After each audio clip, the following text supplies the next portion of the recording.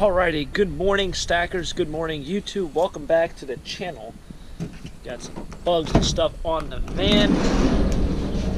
Today will be scrap day. I have about 4 or 5 boxes from the auction I have to grab. I want to take out that plant stand, some of these gas tanks also I got to take to the flea market. But that would be that kind of stuff. Right now what I got is a washing machine. Just grabbed it outside the house. It's been a whirlwind of, no pun intended, I guess, of a week. My washing machine broke the other day. Went out, bought a new one. Had to take that out through this door. It was a whole disaster in itself. I just finally got the other one hooked up. It took me about an hour. So I have to load this up. I'm going to take it for scrap. It's amazing how many of these I've scrapped in my life. I'm finally taking my own. But it's part of the living in a house, part of just owning stuff and property maintenance and all that kind of shenanigans. Got a lot of goodies in here, but we're heading to the scrapyard. Going to recycle some of this stuff, make a little bit of money, and help save the earth a little bit. One piece of junk at a time. So let's get into it. I don't know what way to take, but we'll find out as we go along.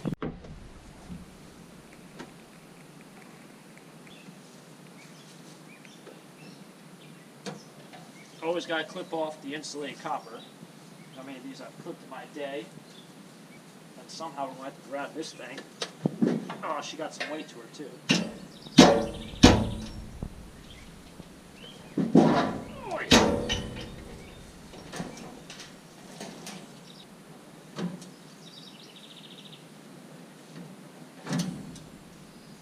I can still hear water.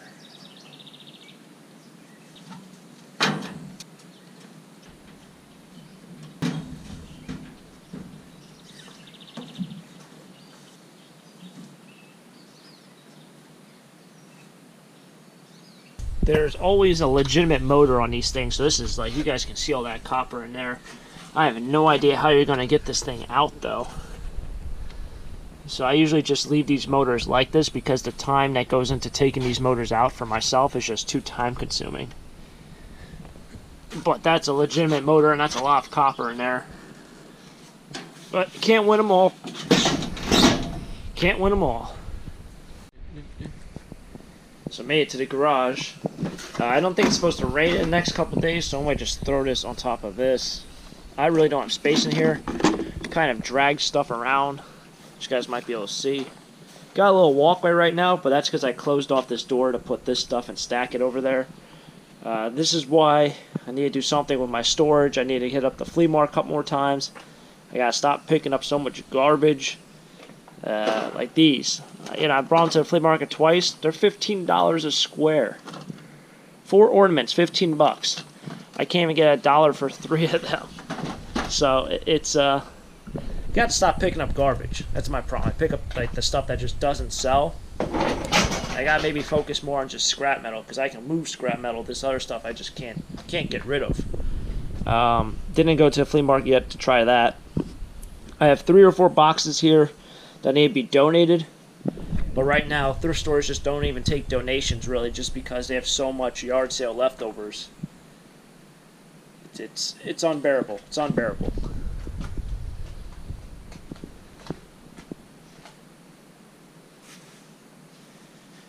What I have here is, this is all stuff from auctions and leftover flea market stuff that didn't sell. That's all scrap that I have to go through, so I have to separate over there.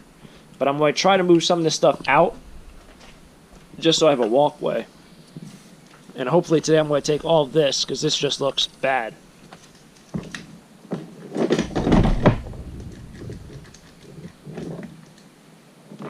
So these are power tools. They take them at the scrapyard. I don't save power tools, especially old ones. If they're new, I'll take them to the flea market, but the outlet thing, when you plug these into the outlet, sometimes you can burn out your outlet. So this is why I don't take it, because I don't want someone else to completely ruin their electrical system. Alright, so what I'm doing now is I'm cutting off the extensions for the plugs on these cords. These came off different appliances, power tools, items of that nature, and then these plugs, which are brass, if you guys really want to, you guys can take this stuff off and get yellow brass for that. And Now, a lot of people have asked what happens to these plugs. I usually just throw them out. Some people might throw them in the lead iron pile. But then you have insulated copper. This is probably off of a lamp. One thing is my yard sells, or you can buy, or well, they buy, insulated copper at the same price regardless of the wire, as long as it's copper wire on the inside and it's not something like computer cable or TV cable. But something that is a thicker gauge like this would sell for the same price, or they'll buy it for the same price as something thin like this. There is a difference. There's braided wire as opposed to number 1 copper, which is kind of like a thick gauge, solid bar, I guess you would say, that's wrapped in insulated. That's wrapped in insulation. It's I think that's kind of the copper or the wiring that would be inside your house, as opposed to this is something that came off of something like a toaster. So there is different kind of wire, and there is a difference between number 1 and number 2, but number 2 copper, which this stuff is, or number 2 insulated copper, which this stuff is the same price. So made some progress in here. I should be able to get the rest of it, but kind of going through this one box that's over here, you get stuff like this, which is, that's cast aluminum, but since it has all this other stuff on it, it would be dirty aluminum, and it's not that hard to kind of take this apart. So you got your insulated copper, which is going to be pretty easy, and I'll put you down and show you guys. So you have your insulated copper.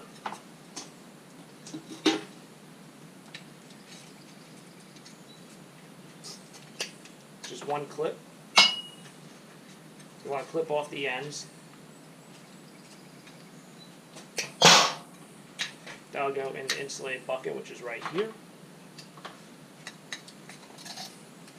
You have a little bit more copper, which you really don't have to kind of get at. I mean, if you really want to.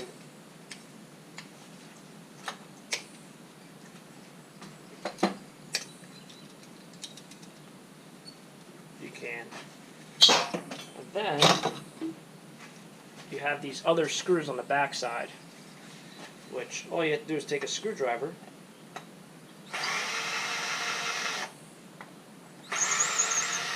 you rip out the little hardware on the inside, and then you have this plate. So this is cast aluminum. Doesn't weigh much, but it goes into your clean aluminum piles. Another piece that's pretty easy to take apart. I don't know where this came from, but all you had to do was take off these screws that align the outside. As is, it would have gone as dirty brass. This is red brass. So you just take out the screws. You have these 2 plates like this. You have this 1 bar here, so if you would have taken this, it'd still be dirty brass. All you have to do is slide that piece out. And this is probably a pound or 1.5 pounds of red brass. I'm not up to date with my red brass price because I don't come across a lot of it, but it's very competitive with the price of yellow brass. I don't know if they pay a little bit more. Something like this, which has red brass on it, I don't know how to take that piece off. I can hit it with a hammer.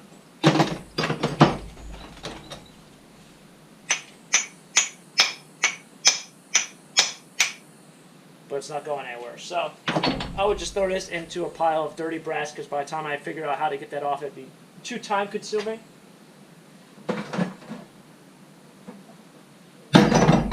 But now I have red brass price. Pretty simple. The other piece as well just slides out like that. So now you have clean red brass and you have another piece of dirty red brass. So if all it takes is a couple screws to unscrew it, and you can make another $1, $2 more, it's well worth it. It's when you get kind of time consuming and you're doing a lot and you're taking things apart, and you might make $1.50 after spending 15-20 minutes on something. It might not be worth it. So try to validate your time the best way you can. This would be yellow brass. When you get these, I guess they'd be like decorative style pieces. A lot of times they have rings on the outside. The brass chargers always do. The way you can tell is if you have a magnet, it will stick like that to the ridge. That's because there's a piece of iron right there. Scrapyards will not pay you as much money if you have that iron on it. You have to take that piece off. Like I said, this would be dirty brass. If you take that ridge off, you get clean brass, which they pay you another $1.50 or $1.60 more per pound for clean brass. So there are some metals that you should definitely clean. Brass is definitely one of them if you can, and it's easy to do.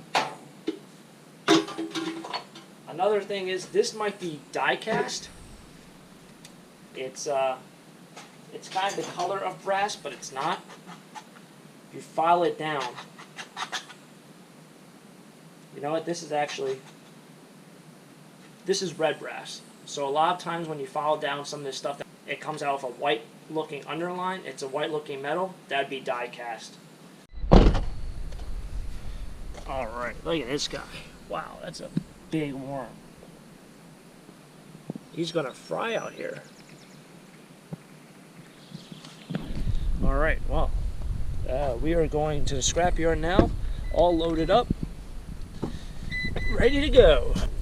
I do have a bunch of orders over there. That's all eBay and Etsy stuff. We got a t-shirt, another t-shirt. I have 3 sweatshirts, which, considering how hot it is, I'm still shocked that people are buying sweatshirts in this weather. Okay, making our way to the scrapyard now. We have a train in front of us. So there's a train track. I don't know if they load up the trains with scrap metal, or it's just a random train track right there. That I'm unsure about. It would be very smart to just load up trains rather. I know they take out all these trucks and haul scrap metal out on trucks, and it goes all over. So I think aluminum goes to like New Jersey or Scranton. Their iron goes to Newark, New Jersey. Maybe their copper and stuff goes down to Philadelphia. So it goes all over the place, and not like one yard buys it from this yard. They have a huge pile in terms of iron today. I mean, that thing is ginormous. I'll show you guys when I get over there. We're dropping off all the goodies over here. All the non-ferrous goes in this place. Alright, so I apologize for the loud noise. It's pretty loud here. So we got batteries, got insulated copper. I don't know what this is and considered. So we're going to try that. Got some power tools, and then this is all irony aluminum. These handles are really hard to get off. They're really heavy. They're like a cast iron gauge. So I can't get them off without cleaning the whole thing. And I could probably get the handle off, but I'll leave these bars, and it still goes as irony aluminum. So I'm going to just leave that rather than trying to work on that. That's the pile. All sorts of stuff.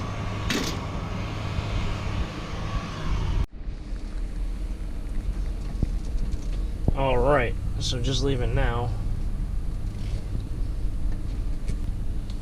And now onward to the iron pile. They're loading up the trailers over there. I think that's aluminum. They put them into like little cubes. That's what it appears like. Going over to the iron pile.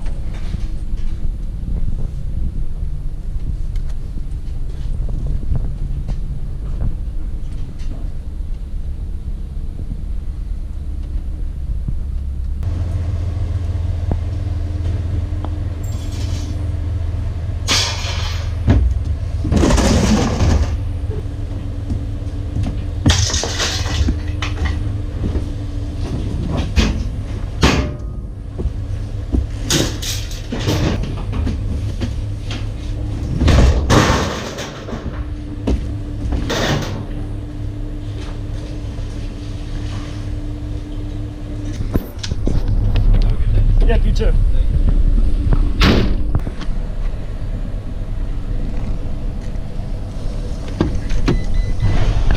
Alright, couldn't really show much of the pile. There was just way too many people over there dropping off metal, people trying to talk, so I couldn't really show much over there, but I can tell you right now, it was a really large pile. I don't know if that means scrap price is going to go up. You know, they like to buy it cheap and then they sell it for more money, so if they're thinking it's going to go up, they like to store it. It's kind of like an investment. The whole scrap business is a huge investment. What did we do for what did we do for our metals and what did we make? I had 980 pounds of light iron. That's $6 for every 100. So it's $58 in light iron. That was the stuff that goes on the big pile. And then the non-ferrous metal, I had 51 pounds of irony aluminum. That was, you know, a bunch of random things. Pots, pans with the handle still on it, all sorts of different items. I had 51 pounds, it's 10 cents per pound, so it's $5.10. That big bucket of copper, a lot of people ask me, why do I clip cords? Add up into the bucket, pays 55 cents for every pound. I would say a vacuum cleaner cord is about a half a pound or 3/4 of a pound. 30 pounds of that is $16.50. We had 2 batteries. They pay 24 cents per pound for batteries in terms of car batteries or lawn tractor, lawnmower batteries, $6 for that.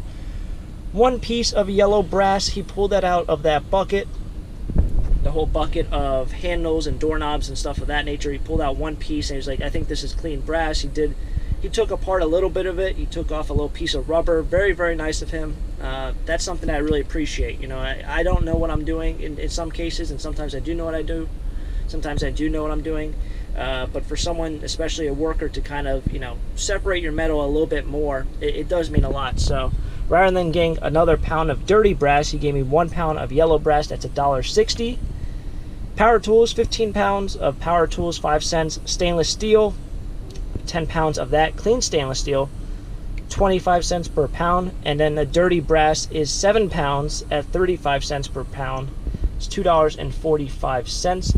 Dirty brass was all those doorknobs and door handles. That was all dirty brass, if you guys were curious. And that's because it has like a metal inside or an iron inside, and then the rest or the outer coating is kind of a yellow brass. So that would be considered dirty brass.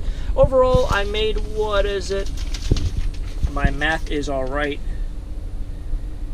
About $93.10. I'm going to just go off the top of my head and say 34 plus 58 is 92.